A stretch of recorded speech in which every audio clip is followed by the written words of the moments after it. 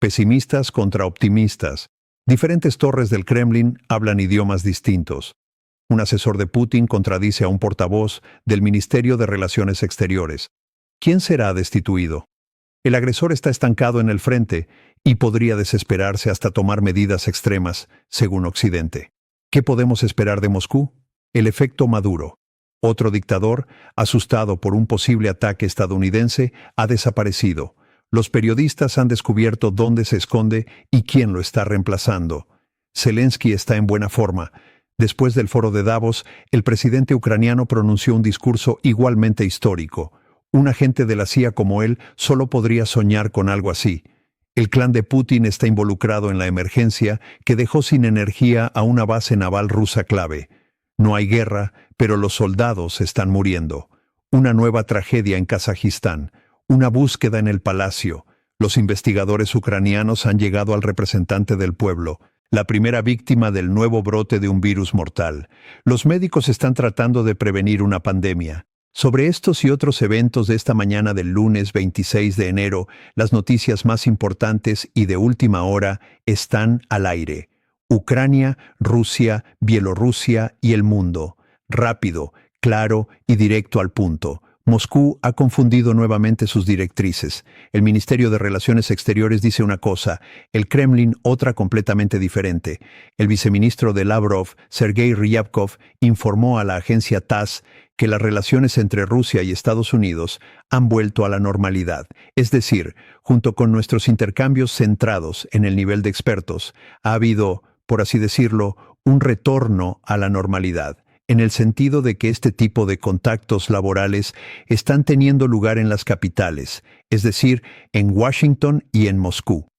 Al mismo tiempo, el secretario de prensa de Putin dijo algo completamente opuesto. En una entrevista con Zarubin, Dmitry Peskov se quejó del ocupante de la Casa Blanca. Los métodos a los que recurre no se alinean del todo con nuestros enfoques hacia un mundo multipolar. Trump, después de todo, es un defensor de las soluciones impulsivas, como decimos en ruso. Él dice que esta es una solución por la fuerza. En nuestros términos, esta es una solución de doblegar hasta la rodilla, y aquellos que se doblegan hacia atrás continuarán doblándose hacia atrás. Tal vez esto es lo que Ryabkov quiso decir. Quizás ellos entienden mejor esta situación. ¿Qué piensas al respecto? Las capitales europeas están discutiendo seriamente el riesgo de que, en una guerra prolongada, Rusia pueda recurrir al uso de armas químicas contra las tropas ucranianas. The Times informa sobre esto. En medio de constantes amenazas nucleares, Putin apenas menciona las armas químicas, y esto, dicen los expertos, es precisamente lo que resulta alarmante. El excomandante británico Richard Barrons cree que esto ofrecería poco beneficio militar, pero crearía el riesgo de un ataque de represalia. Pero el Kremlin aún podría sentirse tentado. Los hechos ya están ahí. Según datos ucranianos, las tropas rusas han utilizado agentes químicos en el campo de batalla más de 9,000 veces, con casi el 70% de esos incidentes ocurriendo solo el año pasado. Esto incluye no solo gases lacrimógenos CS y CN, sino también cloropicrina, un agente asfixiante utilizado durante la Primera Guerra Mundial. Las agencias de inteligencia holandesa y alemana llaman al uso de esto por parte de Rusia una práctica común. Ucrania confirma que al menos 3 soldados han muerto por exposición a armas químicas. Moscú afirma haber destruido sus arsenales en 2017, pero Occidente no cree esto. Los ejemplos incluyen el uso de Novichok en Salisbury y el envenenamiento de Navalny. La conclusión es simple: Rusia tiene armas químicas. La única pregunta es si el Kremlin se atreverá a cruzar la línea. Muchos se rindieron después de que Trump no cumpliera con sus amenazas de atacar al régimen iraní en respuesta a los disparos contra manifestantes. Pero hay alguien en el país que no está descartando las promesas del presidente estadounidense. Ese es el ayatolá Ali Khamenei, quien no ha sido visto en público durante una semana. Según The Jerusalem Post, el llamado líder supremo se ha retirado a un búnker subterráneo en Teherán por temor a un posible ataque estadounidense. El refugio es un sistema de túneles seguros en la capital. Mientras Khamenei se esconde, su hijo Masoud, según las fuentes de la publicación, ha asumido el control diario. Se ha convertido en el principal canal de comunicación con las estructuras gubernamentales y efectivamente coordina el trabajo del régimen. Mientras tanto, la flota estadounidense se acerca cada vez más a Irán. Todo comenzó de la misma manera con Venezuela. Primero, barcos con aviones y helicópteros a bordo, varios meses de preparación, y luego una espectacular operación de 30 minutos en Caracas. Y ahora, para evitar ser visto en la celda de Maduro o enterrado bajo tierra, el propio ayatolá ha tenido que irse bajo tierra. ¡Qué paradoja! Hola a todos, yo soy el Dr. Mearsheimer, analista de Relaciones Exteriores y Asuntos Geopolíticos. El Kremlin ha sacado un as arrugado de su bolsillo. Uno de los principales defensores de Putin en Europa está de vuelta, por así decirlo, salió al aire. Gerhard Schröder pidió el fin de la demonización de Rusia y la restauración de la cooperación energética con el Kremlin. En una columna para el Berliner Zeitung, el ex canciller alemán reconoció que la invasión de Ucrania es una violación del derecho internacional, pero declaró que Rusia no es un país de bárbaros y que Alemania debería recordar la vergüenza alemana de 2 guerras mundiales y buscar oportunidades para la paz en lugar de hablar sobre la fuerza militar. Schröder también abogó por el regreso de la energía rusa barata, enfatizando que Europa necesita formas de cooperación con Rusia. ¿Qué más se puede esperar del viejo amigo de Putin, quien, después de su cancillería, se sentó en estructuras vinculadas a gigantes rusos del gas y el petróleo? El Ministerio de Relaciones Exteriores de Ucrania respondió sin diplomacia. El portavoz del ministerio, Georgi Tiki, recordó que fue Schröder quien enganchó a Alemania y Europa a la aguja de gas de Putin y ayudó a Moscú a prepararse para la guerra. Hoy, esta aguja sobresale solo de él mismo. Huele a gas ruso y tiene sangre ucraniana en sus manos. Mientras Lukashenko estaba desaparecido, Zelensky habló de Bielorrusia. El presidente ucraniano se reunió en Vilna con los presidentes de Lituania y Polonia, así como con Svetlana Tijanovskaya. Juntos participaron en una ceremonia conmemorativa del levantamiento antirruso en la antigua mancomunidad polaco-lituana en 1863. Un levantamiento que confirmó que nuestro destino es estar juntos, y nuestro éxito, ucranianos, polacos, lituanos, bielorrusos, solo puede ser un éxito compartido. En la medida en que estamos juntos, podemos ser independientes. Tenemos un enemigo, y esto ha durado más de 4 años de guerra a gran escala. Bielorrusia, según Zelensky, ahora tiene el estatus de un gobierno general.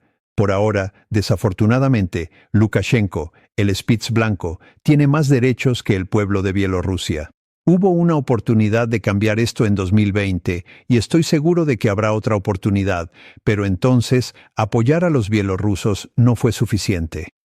Volodymyr Zelensky agradeció específicamente a los bielorrusos que luchan del lado de Ucrania por su independencia.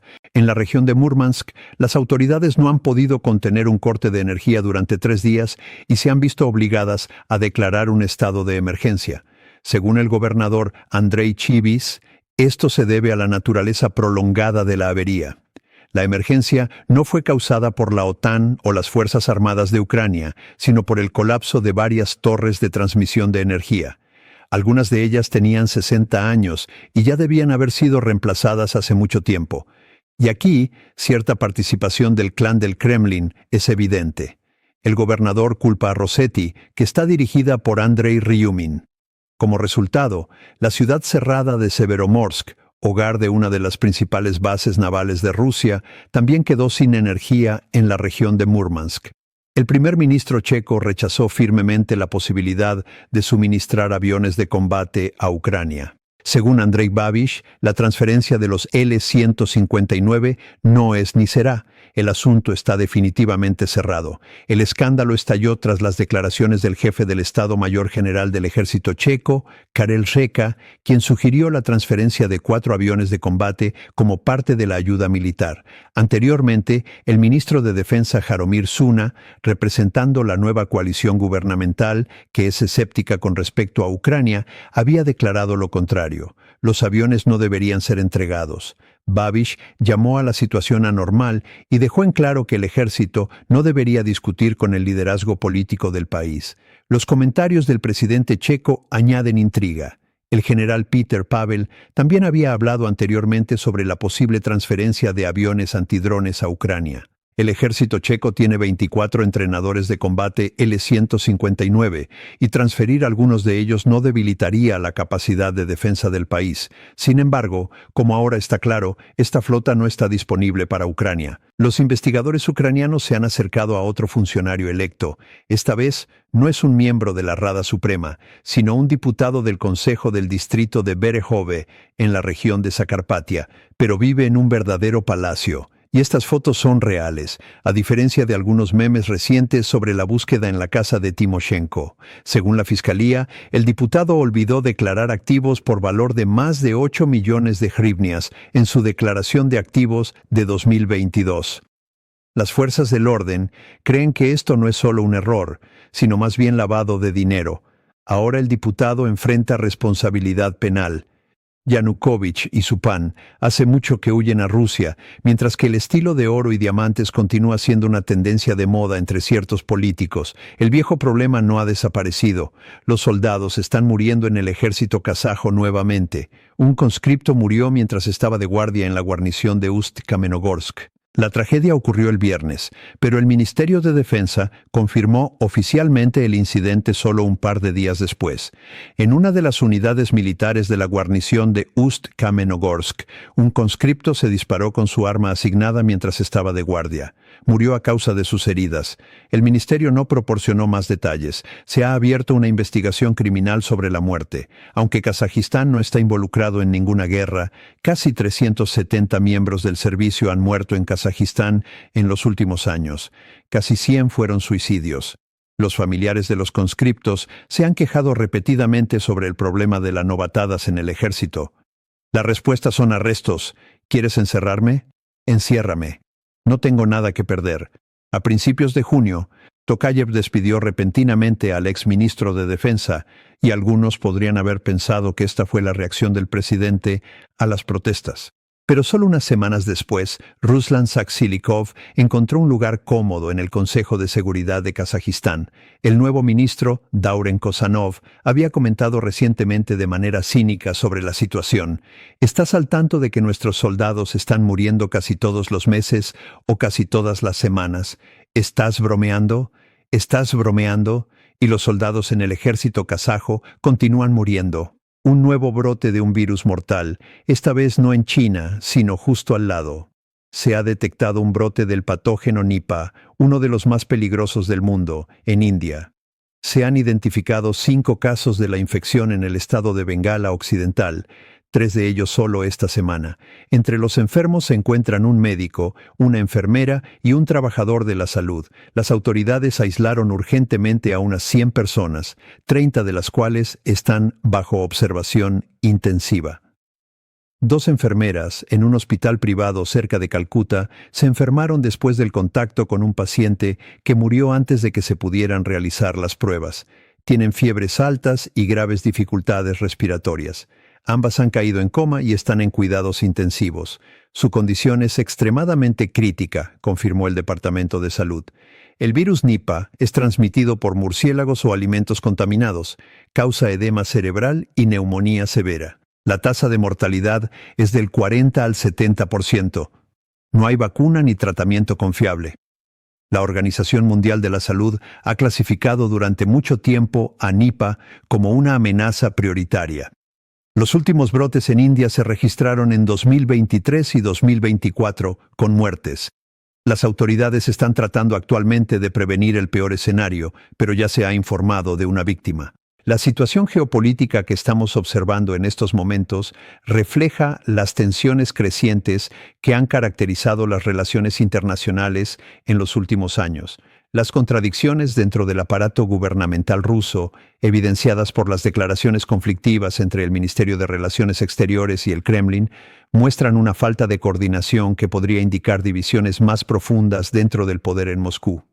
Esta desorganización no es simplemente un asunto de comunicación deficiente, sino que revela la complejidad de mantener una narrativa coherente cuando los intereses de diferentes facciones dentro del gobierno no están completamente alineados. El hecho de que Ryabkov hable de normalización mientras Peskov critica los métodos de Trump sugiere que no existe un consenso claro sobre cómo manejar las relaciones con Washington, lo cual es particularmente preocupante dado el contexto de la guerra en Ucrania y las múltiples crisis que enfrenta el régimen ruso. La preocupación europea sobre el posible uso de armas químicas por parte de Rusia no es infundada. Los datos presentados por fuentes ucranianas sobre más de 9.000 incidentes de uso de agentes químicos, con el 70% ocurriendo en el último año, pintan un cuadro alarmante de una escalada gradual en el tipo de armamento empleado. La cloropicrina, un agente que no se había visto en los campos de batalla desde la Primera Guerra Mundial, representa un retroceso a métodos de guerra que la comunidad internacional había considerado relegados a la historia.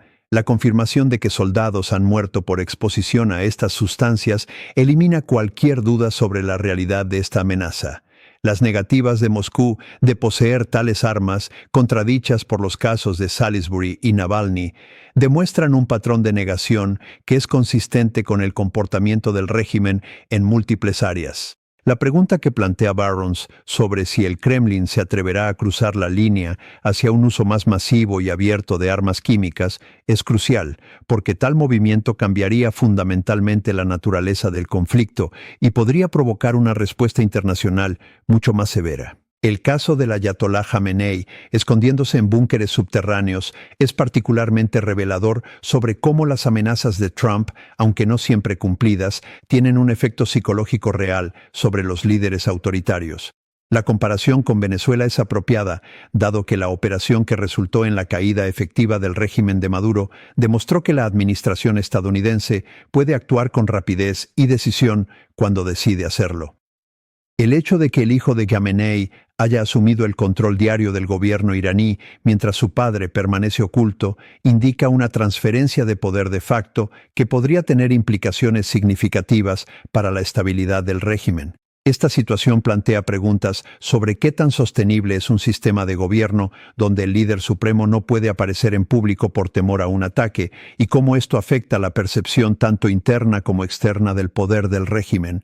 La presencia creciente de la flota estadounidense cerca de Irán solo aumenta la presión sobre un gobierno que ya enfrenta desafíos internos significativos. La reaparición de Gerhard Schröder en el debate público alemán, con llamados a restaurar las relaciones energéticas con Rusia, es un recordatorio de que los intereses económicos y las conexiones personales a menudo pesan más que las consideraciones éticas o geopolíticas para ciertos políticos. Su argumento de que Rusia no es un país de bárbaros ignora convenientemente la evidencia abrumadora de crímenes de guerra cometidos en Ucrania, la represión sistemática de la disidencia dentro de Rusia y el uso de la energía como arma política contra Europa. La referencia a la vergüenza alemana de las dos guerras mundiales como justificación para buscar la paz con Rusia es particularmente cínica, dado que fue precisamente la política de apaciguamiento en los años 30 lo que permitió el ascenso del nazismo. La respuesta del Ministerio de Relaciones Exteriores de Ucrania, aunque dura, es comprensible dada la historia de Schröder de beneficiarse personalmente de sus conexiones con el Kremlin mientras promovía políticas que dejaron a Europa vulnerable a la coerción rusa. Este episodio ilustra los peligros de permitir que ex líderes políticos usen su prestigio residual para promover agendas que sirven a intereses extranjeros en lugar del bienestar de sus propios países. El discurso de Zelensky en Vilna, reuniéndose con los líderes de Lituania y Polonia junto con Tijanovskaya, representa un esfuerzo por fortalecer la coalición de países que ven a Rusia como una amenaza existencial. La referencia al levantamiento de 1863 en la mancomunidad polaco-lituana es simbólicamente poderosa, ya que ese evento representa la resistencia contra la dominación imperial rusa, un tema que resuena fuertemente en el contexto actual. La caracterización de Bielorrusia como un gobierno general bajo Lukashenko es una forma efectiva de comunicar que el país ha perdido su soberanía efectiva y se ha convertido en poco más que una provincia rusa. La crítica implícita de que Occidente no hizo lo suficiente para apoyar el levantamiento bielorruso de 2020 es un recordatorio de que la vacilación en apoyar a los movimientos democráticos tiene consecuencias a largo plazo.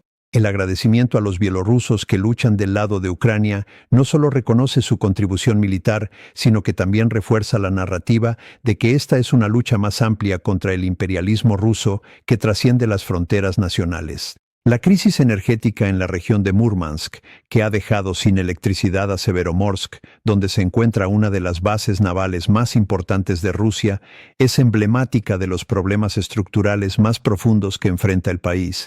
El hecho de que torres de transmisión de 60 años hayan colapsado revela décadas de falta de inversión en infraestructura básica, con recursos desviados en cambio hacia proyectos militares y el enriquecimiento de los círculos cercanos al Kremlin. La mención de la participación del clan de Putin a través de Rosetti, la compañía estatal de electricidad dirigida por Andrei Ryumin, sugiere que la corrupción y la ineficiencia en las empresas estatales han alcanzado niveles que comprometen incluso las capacidades militares básicas del país.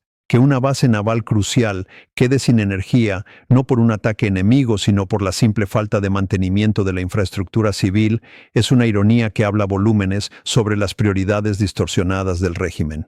Esta situación también plantea preguntas sobre qué tan preparada está realmente Rusia para una guerra prolongada si ni siquiera puede mantener el suministro eléctrico a sus instalaciones militares más importantes. El rechazo del primer ministro checo Babiš a enviar aviones L-159 a Ucrania, a pesar de las declaraciones previas del jefe del Estado Mayor y el presidente del país, ilustra las divisiones políticas dentro de Europa sobre cuánto apoyo militar proporcionar a Ucrania. El hecho de que el ejército y el liderazgo político estén en desacuerdo sobre este tema es inusual y refleja la falta de consenso dentro de la sociedad checa sobre el nivel apropiado de involucramiento en el conflicto. La caracterización de Babiš de la situación como anormal y su insistencia en que el ejército no debe discutir con el liderazgo político es técnicamente correcta desde el punto de vista del control civil sobre las Fuerzas Armadas, pero también evade la cuestión sustantiva de si República Checa está haciendo lo suficiente para ayudar a un país que enfrenta una agresión no provocada. La declaración de que transferir algunos de los 24 aviones no debilitaría las capacidades de defensa del país hace que la negativa parezca más política que militar, posiblemente reflejando la influencia de facciones prorrusas o simplemente una falta de voluntad política para asumir riesgos adicionales. El caso del diputado del Consejo del Distrito de Berehove, que vive en un palacio mientras supuestamente olvidó declarar activos por valor de más de 8 millones de hryvnias, es un recordatorio de que la corrupción sigue siendo un problema significativo en Ucrania, incluso mientras el país lucha por su supervivencia. La referencia a Yanukovych y su PAN, una alusión al infame momento durante las protestas de Euromaidán, cuando el entonces presidente mostró su desconexión de la realidad al quejarse del precio del pan mientras vivía en un lujo obsceno, subraya la persistencia de una clase política que se enriquece a expensas del pueblo. El hecho de que los investigadores estén actuando contra este diputado es positivo y muestra que hay esfuerzos para combatir la corrupción, pero también plantea la pregunta de cuántos casos similares existen sin investigar. Para que Ucrania tenga éxito no solo en repeler la agresión rusa, sino también en construir una sociedad funcional y próspera después de la guerra, será esencial abordar estos problemas de corrupción de manera sistemática y no solo mediante casos aislados de alto perfil. La situación en el ejército kazajo, donde continúan muriendo soldados, a pesar de que el país no está involucrado en ninguna guerra, es profundamente preocupante y refleja problemas sistémicos con la cultura militar y la supervisión civil. El hecho de que 270 miembros del servicio hayan muerto en los últimos años, con 86 siendo suicidios, indica que las condiciones dentro del ejército son insostenibles para muchos jóvenes conscriptos. Las quejas de familiares sobre novatadas sugieren que el abuso y la violencia son endémicos dentro de la institución, creando un ambiente donde los jóvenes soldados se sienten tan desesperados que prefieren quitarse la vida antes que continuar sirviendo.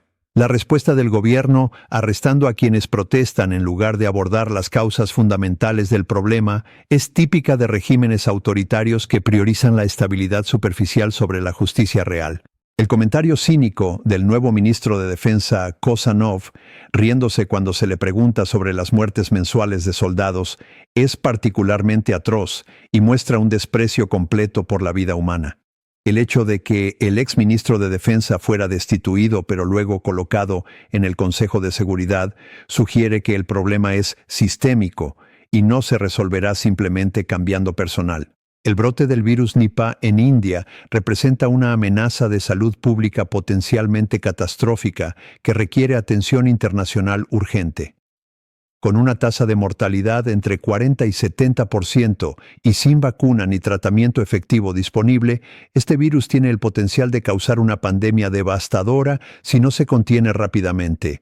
El hecho de que 3 de los 5 casos confirmados sean trabajadores de la salud que se infectaron mientras atendían a pacientes es particularmente preocupante, ya que sugiere que las medidas de protección actuales pueden no ser adecuadas para prevenir la transmisión nosocomial.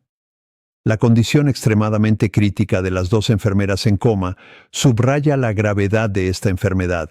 La Organización Mundial de la Salud ha clasificado correctamente a Nipah como una amenaza prioritaria y los brotes previos en 2023 y 2024 muestran que este no es un evento aislado, sino parte de un patrón preocupante. El aislamiento de 100 personas con 30 bajo observación intensiva indica que las autoridades indias están tomando la situación en serio.